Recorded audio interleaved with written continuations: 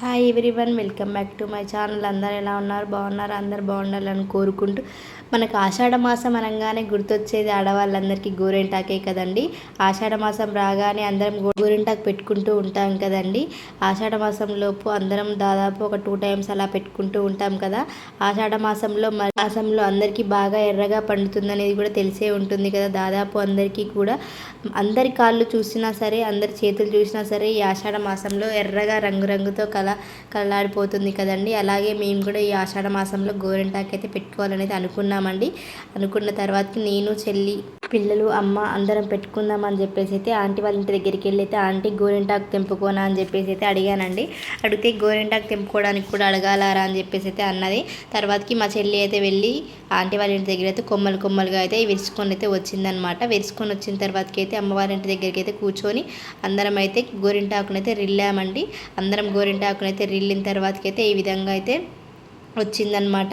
తర్వాతకి గోరింటాకునంతా బాగా శుభ్రంగా కడిగి పెట్టానండి. కడిగి పెట్టిన తర్వాతకి అయితే చింతపండుని అయితే నానేసుకున్నాను. చింతపండు నానేసుకుని ఒక 5 మినిట్స్ 10 మినిట్స్గా అయ్యే వరకు అయితే దాదాపుగా ఈ తీసుకున్న గోరింటాకు మొత్తాన్ని కూడా నేనైతే మంచిగా చక్కగా మెత్తగా అయితే మిక్సీ అయితే పట్టుకున్నానండి.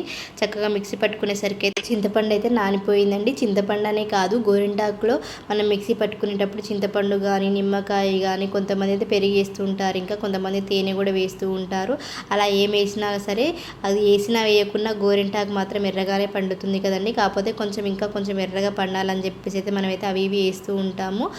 అలా మొత్తం గోరింటాకు అయితే పట్టేసరికి అయితే నా చెయ్యి అయితే చాలా ఎర్రగా పండిపోయిందండి. నాకైతే చాలా ఆనందం వేసింది. పడుతుంటేనే ఇంత ఎర్రగా పండిందంటే మనం మొత్తం పెట్టుకున్న తర్వాతకి ఇంకెంత రెడ్గా పండుతుందో అని అయితే నేనైతే అనుకున్నానండి.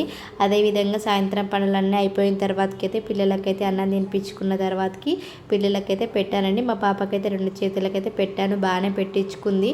ఫస్ట్ వద్దని చెప్పేసి అన్నది. తర్వాతకి నాకు ఎర్రగా పండింది చూడు, నీకు కూడా కావాలా అని చెప్పేసి అంటే తర్వాతకి అయితే పెట్టానండి. పెట్టిన తర్వాతకి అయితే పాప అయితే పడుకుంది.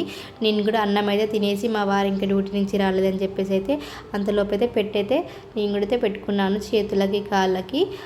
ఆషాఢ మాసంలో అసలు గోరింటాకు ఎందుకు పెట్టుకుంటారు, దాని వెనుక ఉన్న కథ ఏంటిది అనేది నాకైతే తెలిసిందైతే మీతో షేర్ చేసుకుంటానండి.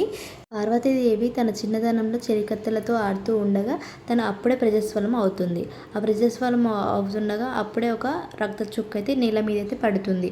ఆ నేల చుక్క కింద పడిన వెంటనే అక్కడ ఒక చెట్టు అనేది విత్తనంగా మొలుస్తుంది. ఆ చెట్టు విత్తనంగా మొలవగానే చెలికత్తెలు పోయి పర్వతరాజుతో చెప్తూ ఉంటారు. చెప్పిన తర్వాతకి ఆ పర్వతరాజు సహితంగా వచ్చి చెట్టును అయితే చూసి ఆశ్చర్యపోతాడు. అప్పుడు ఆ చెట్టు అయితే చాలా పెద్దగా అవుతుంది. అదే గోరింటాకు చెట్టు.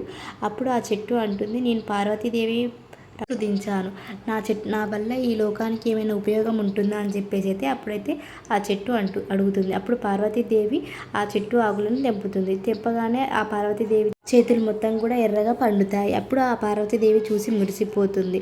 అప్పుడు పర్వతరాజు భయపడితే నాకేం నొప్పి ఏం లేదు, నాకు ఈ రంగు ఇంకా చాలా అద్భుతంగా అనిపిస్తుంది, నీ ఉనికి నాకు పవిత్రం, నా ఇంటి ఆశీర్వాదం అని చెప్పేసి పార్వతీదేవి అంటుంది. అప్పటి నుంచి ఆ ఆకుని గౌరీదేవి ఆకు అనగా భావిస్తారు. కానీ అప్పటి నుంచి మళ్ళీ దాన్ని గౌరీదేవి ఆకుని గోరింటాకుగా పరిగణిస్తారనమాట. ఇప్పుడు మనం ఆషాఢ మాసంలో అది పెట్టుకోవడం వల్ల ఏంటంటే జలుబు, దగ్గు, జ్వరాలు ఇలాంటి రోగాలు అనేవి రాకుండా, కాళ్ళు చెడకుండా ఉండడానికి అయితే గోరింటాకు అయితే పెట్టుకుంటారండి.